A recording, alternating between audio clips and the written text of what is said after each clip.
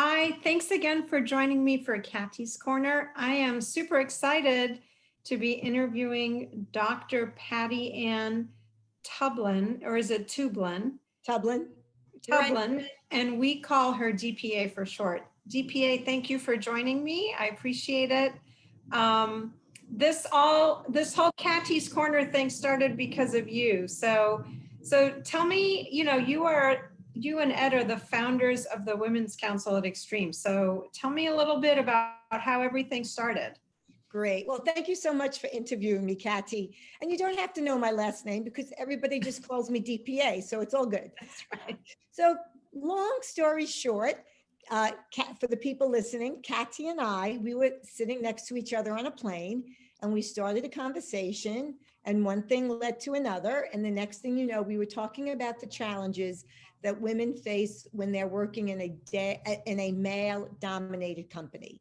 That led to Katy about a year later introducing me to Ed, your CEO. We met. It was really just a few months, by the way.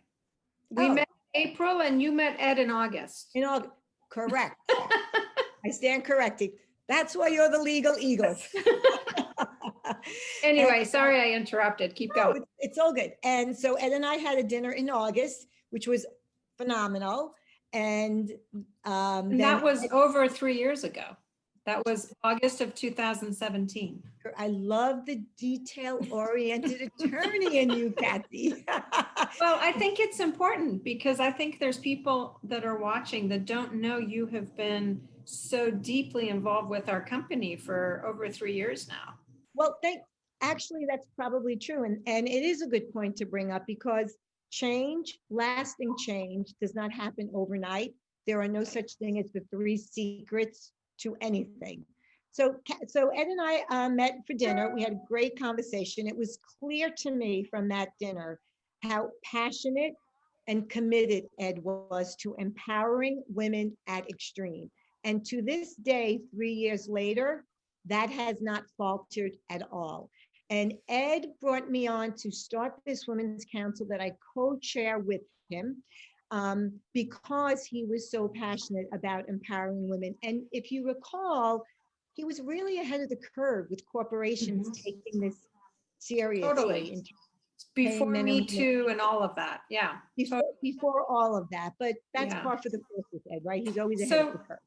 So tell us a little bit about kind of how you structured it, because there's so much going on in the background and I think people don't know and they want to know.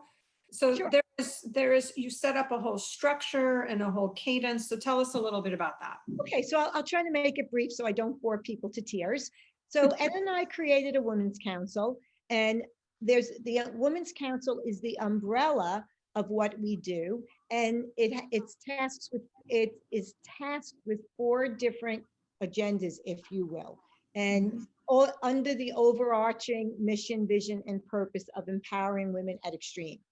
And so the 4 subcommittees were predicated upon the different things that Ed wanted to bring to the fore.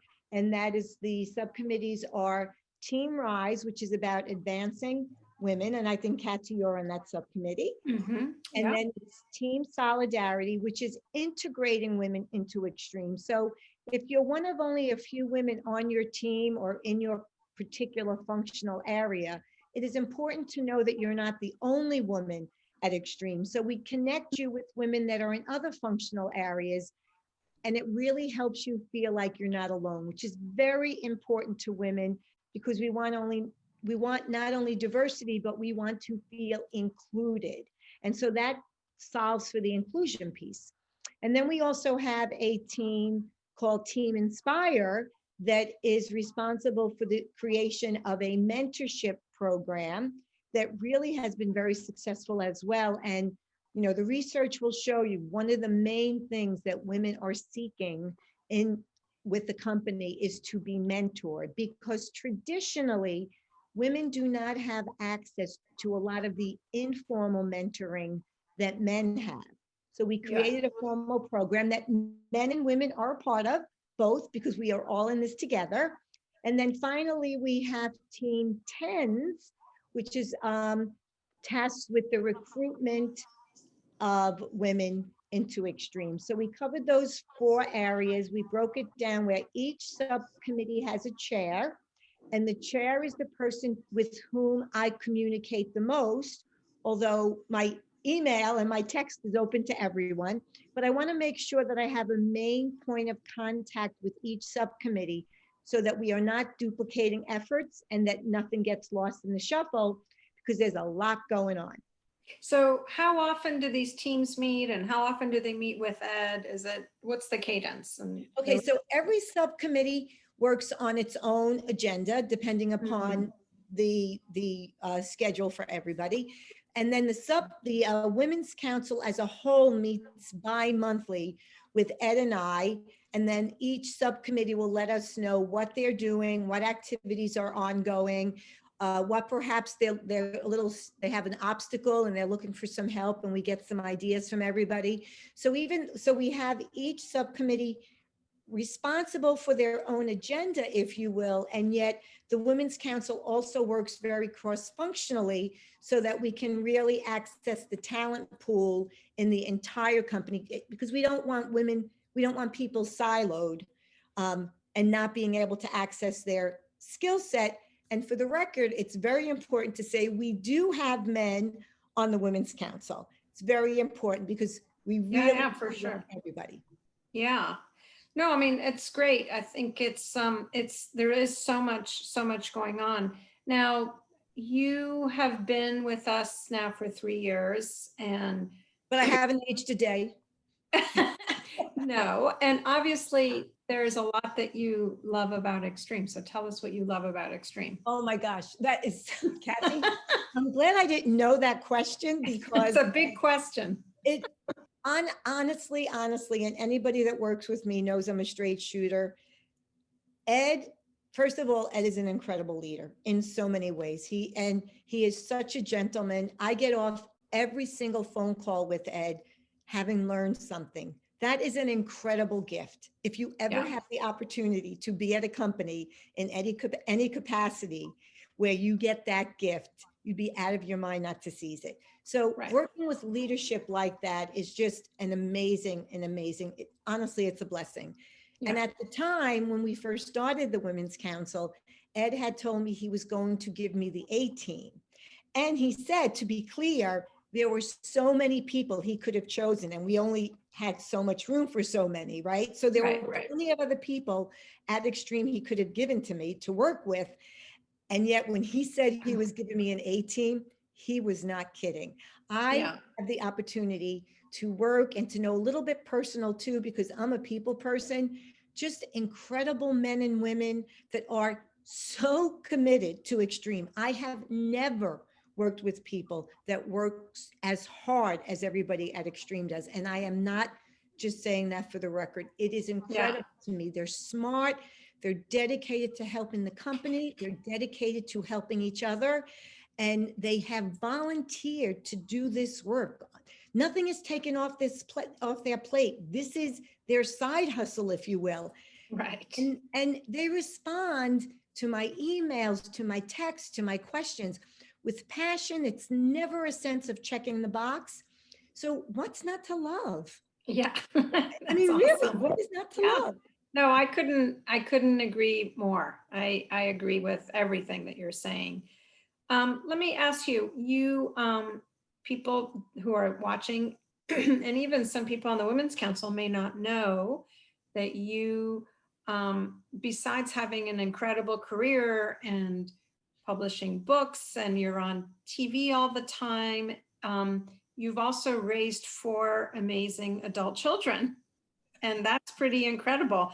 And are any of them twins? I don't think they are. Actually, yes. So I did raise 4 children, and I have to be very clear. Thank the Lord, my husband had a very major influence on that. So I cannot take credit at all, but I really have been very blessed. So my oldest are identical twins that were born 2 months apart, that were very sick. And they are actually a miracle. They truly were written up in the medical textbooks, because at the time when they were born, and I'm dating myself, it's when they just started to do the intrauterine treatment with steroids to maintain a pregnancy so that their lungs could develop.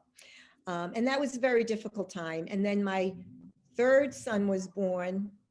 You're not going to believe this, 2 years after my twins were born, which I really wouldn't recommend. However, in retrospect, it was great. And they're all great friends now. And I never needed a play date. And then 6 years after my twins were born, my daughter was born, which I would say was probably the best surprise my husband ever gave me. So it was, never a dull moment running around. But you know what? They were really great kids. Regular parenting issues. Look, nobody's setting the world on fire, but they're all gainfully employed, not living with me. They're all off the payroll. Well, They're that's all off the what I'm gonna payroll. ask you. So there's, we have a lot of people watching, and some are single and they're thinking like, how am I ever going to get married and have kids? And some are married and they have little kids. How am I ever going to do this? And so if you were going to give some words of advice, what would it be? Because it is a lot to juggle. It's a lot. I was listening to Ruth Bader. There was an interview with Ruth Bader Ginsburg I listened to on a podcast recently, and she was just confirming that it's hard to have it all at one time. And how, when she was busy with the kids, her work took a little bit of a backseat. And so I don't know, I just thought it would be interesting to hear from you kind of what your thoughts are and your words of advice, because everyone's struggling with this issue. Well, I'm glad that you brought up Ruth Bader Ginsburg, because she had a husband who was incredibly supportive. Yes. Okay. Now he didn't write her briefs. Right. But he was very instrumental in being a true partner for her throughout her career. So for women that want to be in a partnered relationship, what I would say is choose carefully who you choose to partner with. I would like to think that I was able to do everything I did because I'm, who am I? Because you're Superwoman. Exactly. But the truth of the matter is, my husband has always been supportive of my career. He has actually sacrificed his career. He's very successful, but there were things he could have done differently that we made a decision not to go down several paths at very defined times in our family life together, because it would have entailed me giving up my career, because it was pre-Zoom and pre-internet. So I would say choose your partner very carefully. And I would also say that just do it. Like, don't wait for people to give you permission to do what you want to do, and do the best you can. It doesn't have to be perfect, but be relentless. Be relentless in your passion and your commitment to your work. And make no mistake about it, it's called work because it's work. It's not play. It's not play. It's not easy. And if you fail, and we all fail forward, right? Sometimes you win, sometimes you learn. Yeah. So when you fail, be kind to yourself, right? It's okay to fail. Learn from it. Don't make the same mistake twice. That's not smart, but it's okay. So don't feel like you have to be perfection, but have your heart in your work. And, you have to prioritize. I'll be honest, I was sleep deprived for, I don't want to scare anybody, but for a long time. Like, there's a reason why I had black circles under my eyes. And awesome, DPA. Thank you. But seriously, you have to prioritize. I mean, when I was writing my books and working, and my kids were home, I'd come home at night, we would do dinner, put them to bed if my husband wasn't traveling. And then it would be 7, 8 o'clock at night, I would start to write. And on the weekends, I would write. And, my family and my friends knew what I was doing. And I would say, please don't feel neglected, but this is my priority now. So don't wait for other people to give you permission, and don't let other people sidetrack you from your vision. Yeah. Because it's your life. That's great advice. And then just one quick one before we go. So our percentages have gone up in terms of hiring women. What is success for you in terms of your work at Extreme and the Women's Council? How do you define success? Besides increasing our numbers. Oh my gosh. That's a great question. I would like to see more women in the C-suite. Mm-hmm. I would like the day to come that when a female gets promoted, Mm-hmm. it's a non-issue. It's a Yeah. non-event because it's Right. the norm. Right. That's what I would like to see. Yeah, that's great. And it's happening. It's happening and it's going to happen more. And I totally see that. Well, you have done some amazing work for us, DPA. Thank you. We all appreciate it so much. And I really appreciate you taking the time to chat with me. Thank you so much, Katy. And you were instrumental because you sat next to me on the plane and introduced me to Ed. And honestly, these initiatives work when there's only leadership at the top. So kudos to Ed and the board, because I know he had to speak with the board as well. So yeah, totally agree. Thank you so much. Have a great day. be Bye. well.